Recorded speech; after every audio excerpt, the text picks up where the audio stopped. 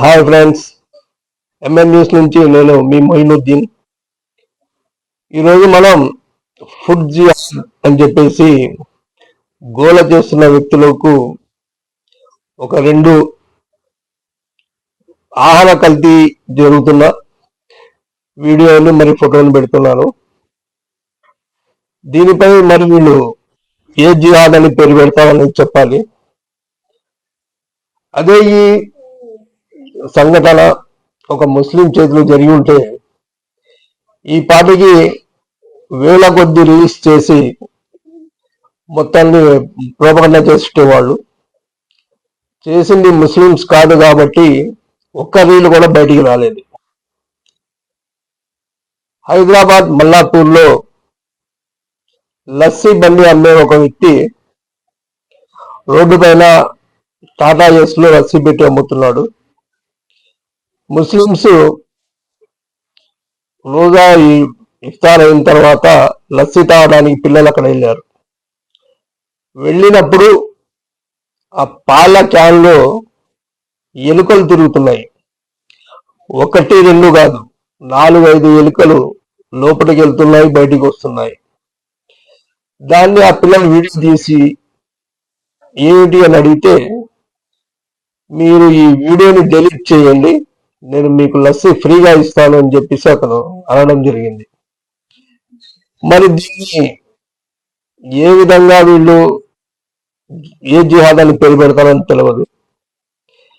కోడిగుడ్డు గురించి మొన్న ఒక వీరలాలని అడిగినప్పుడు అది తప్పకుండా ఫుడ్ జిహాదే, కోవా బండ్లలో వాడు కోవా లేకుండా రవా పెట్టి అమ్ముతున్నాడు కాబట్టి, అబద్ధం చెప్తున్నాడు కాబట్టి అది ఫుడ్ జిహాద్ కిందకే వస్తుంది అని చెప్పారు.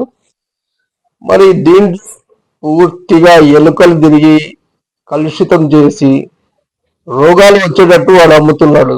మరి దీనిపై ఇప్పటి వరకు ఎందుకు మాట్లాడలేదు?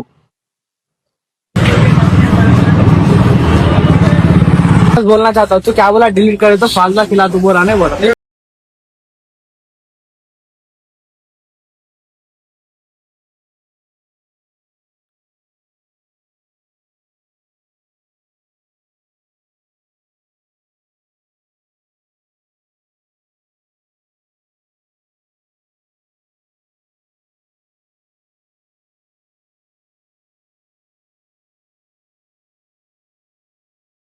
ఈ మధ్య సనత్ నగర్ లో జగన్నాథం అనే వ్యక్తి కొబ్బరి పీచు కొన్ని కెమికల్స్ కలిపి టీ పొడిని తయారు చేస్తున్నాడు. కొబ్బరి పీచును కాల్చి దాంట్లో కొన్ని కెమికల్స్ కలిపి టీ పొడిలాగా చేసి హోటళ్లకు సప్లై చేస్తున్నాడు. అతన్ని పోలీసులు కూడా పట్టుకోవడం జరిగింది.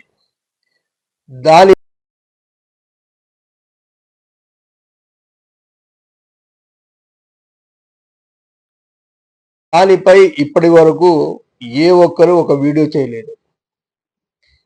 అంటే ఫుడ్ జిహాద్ అనేది ఒక ముస్లిం వర్గానికి మాత్రమే చెందిందా? మిగతా వాళ్ళు చేస్తే అది ఫుడ్ జిహాద్ కాదా? అంటే దానివల్ల ఎవరి ఆరోగ్యాలు పాడు కావడం లేదా? మరి దీనిపై వీళ్ళు నోరెందుకు ఎత్తడం లేదు? అలాగే రాజమండ్రిలో పాలు కల్తీ 5 చనిపోయారు. ఇంకా ఒక 10 మంది వెంటిలేటర్ మీద ఉన్నారు, 70 మంది అస్వస్థతకు గురయ్యారు. దీనిపై ఒక విలేకరి అడగగా, పాలు అతను ఒక్కడే తీసుకొచ్చి అమ్మాడా, దానిపైన ఏమేమి ఉన్నాయి మొత్తం ఎంక్వైరీ చేయాలి కదా అన్నారు. అంటే ఒక వర్గం వాళ్ళు చేస్తే పైనుంచి ఎంక్వైరీ చేసుకొని రావాలి. అదే ముస్లిం చేస్తే డైరెక్ట్గా అతను ఫుడ్ జిహాద్ చేస్తున్న వ్యక్తిగా ముద్ర వేస్తారు. అంటే ఒక ముస్లిం దొరికితే చాలు, మీకు వాడిని అల్లరి చేయడంలో మీరు చాలా ఫాస్ట్గా ఉన్నారు. అదే ఒక అన్యమతం అంటే ముస్లిం కాకుండా వేరే మతం వాళ్ళు చేస్తే దాన్ని మీరు గుట్టు చప్పుడు కాకుండా ఒత్తి పెడుతున్నారు.